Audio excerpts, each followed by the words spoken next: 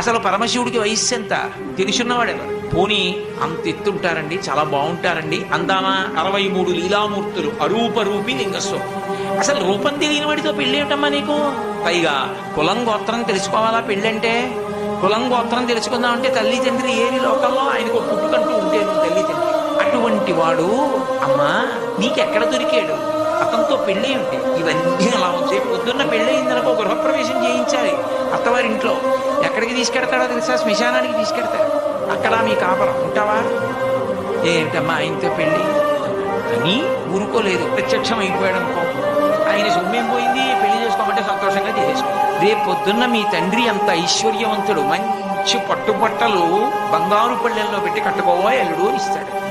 రక్తం ఓడిపోతున్నటువంటి 7 తోలు ఒకటి కట్టుకొని వస్తాడు పెళ్లిపేట్ల మీద. బాగుంటుందా? ఎంత అసహ్యంగా. ఆయన ఆవులు వేసుకుంటాడమ్మా, బాగుంటుందా? ఏమిటమ్మా ఆయనతో పెళ్ళి